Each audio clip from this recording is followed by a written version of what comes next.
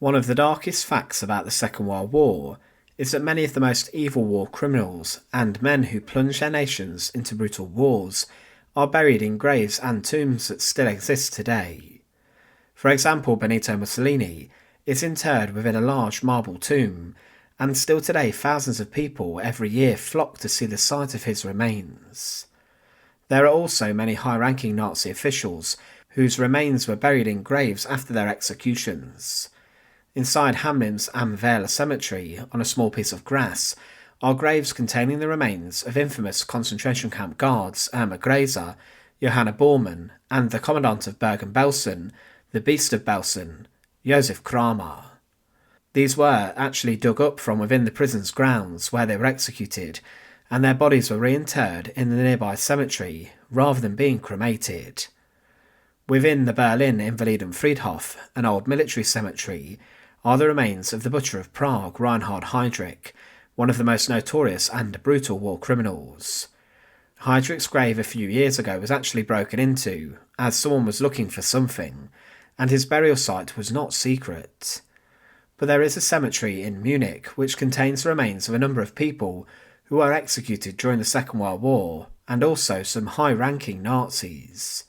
But inside the crematorium there, the Nuremberg Nazis, those remaining high-ranking members of Hitler's government, including Hermann Göring, were reduced to ashes within the site. To support our channel, please make sure to subscribe.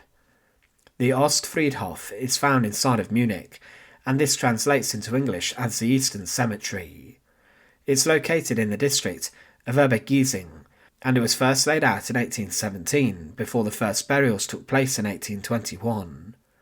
It today is still used as a burial site, and it stretches for more than 30 hectares, and there are around 35,000 people buried in burial plots, interred within the walls.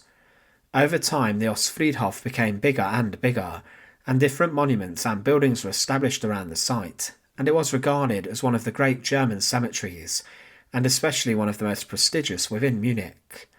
There was an old chapel established on the first piece of land, used for the burials, but during World War II this was destroyed, and during the conflict there were other buildings in the cemetery which were heavily damaged. As the burial plots became filled, in 1929 there was a crematorium opened in the Ostfriedhof.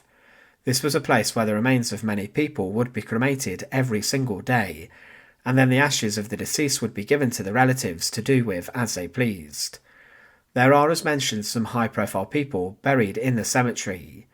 One of the first was Kurt Eisner, a journalist and politician, who was said to have been the symbol of Bavarian Revolution, and he was the minister-president of the Free State, which came before the Bavarian Republic.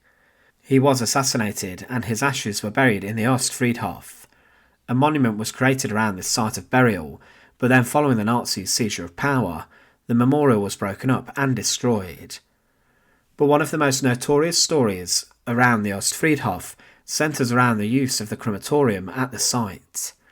It was here where, as mentioned, many enemies of Hitler following their executions inside of Stadelheim prison on the guillotine had their remains cremated. Following their date with the falling axe, known as a Fallbeil, their corpses would be placed inside of a coffin and then driven to the Ostfriedhof, where the remains were then reduced to ashes. There were also 3,996 prisoners from Dachau, Auschwitz and Buchenwald concentration camp cremated within these ovens, as were many victims of the Action T4 euthanasia programme. The Nazis continued to cremate many of their victims at the site. However, at the end of the Second World War, the crematorium would be the place where the bodies of high-ranking Nazis were burned. The Nuremberg trials were the most well-documented and most well-known war crimes trials, with men such as Hermann Göring, Rudolf Hess, Joachim von Ribbentrop and Albert Speer brought in front of a courtroom to answer for the crimes of the Nazis. There were 11 men who were condemned to death, and this did include Hermann Göring, but he would escape the hangman's noose hours before his execution. John C. Woods, a botching and bungling executioner, performed the executions of Joachim von Ribbentrop, former Nazi foreign minister, army officials Wilhelm Keitel and Alfred Jodl, Ernst Kaltenbrunner, an SS official, Alfred Rosenborg, the party theorist, Hans Frank, a Nazi official in Poland, Interior Minister Wilhelm Frick, anti-Semitic newspaper editor Julius Streicher, Gauleiter Fritz Sauckel, and Nazi Chancellor of Austria Arthur Seyss-Inquart. Following the executions, the bodies of the Nuremberg Nazis were placed into coffins, and these coffins were then, on the 17th of October 1946, driven to Munich's Ostfriedhof.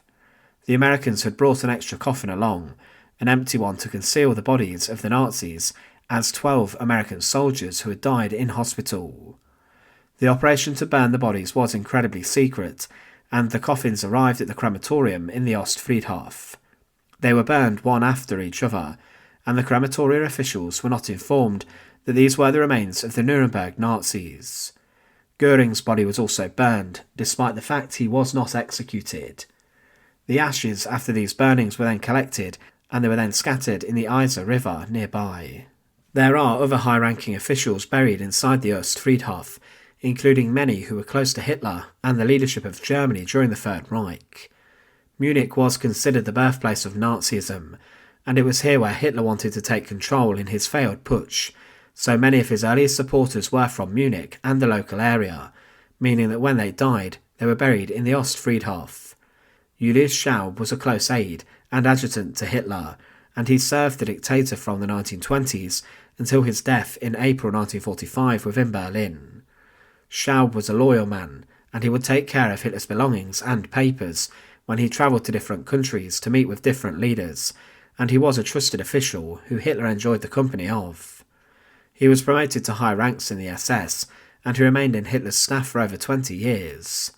Hitler had ordered Schaub to burn all the documents from his safe in the Führer bunker and the Reich Chancellery during the final days of the Battle of Berlin, and his final act for Hitler was to destroy the personal train, the Führer Sonderzug.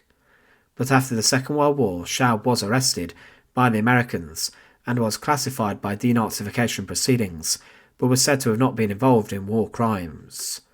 He died on the 27th of December 1967 within Munich, and was then buried inside the Ostfriedhof. Also buried nearby is Johann Rattenhuber, an SS official and police general, who was the head of Hitler's bodyguard service from 1933 to 1945. He was a war criminal, and his men had been involved in mass shootings during the conflict, and he would recount his last interaction with Hitler saying, "About 10 o'clock at night on the 29th of April, Hitler summoned me to his room.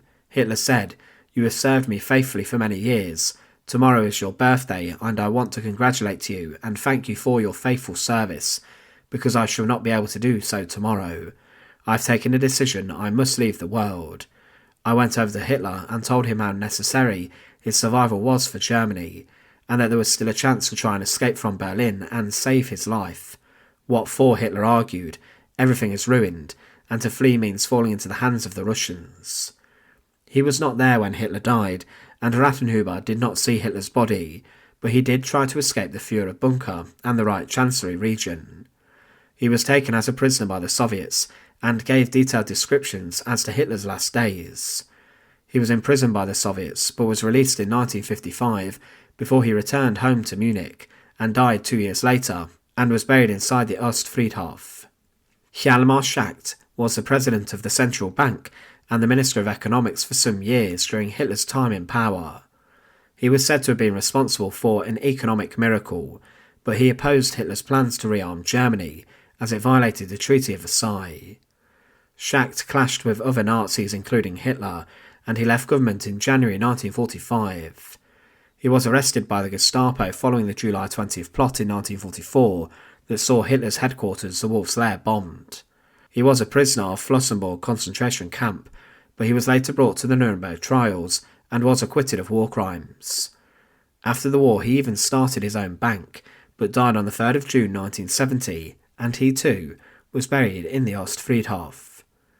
The Ostfriedhof cemetery today is still a site of burial, and the crematorium is still in use. It was here where the corpses of the Nuremberg Nazis were burned in complete secrecy, and there are many men who were associated with the Nazi regime who were interred within the grounds in the Eastern Cemetery. There are, as mentioned, around 35,000 people buried here today, and many victims of the Nazis, including those who were executed, had their remains dealt with here, as did many prisoners of the concentration camps. Thanks for watching. To support our channel, please make sure to subscribe, and once again, thank you so much for watching.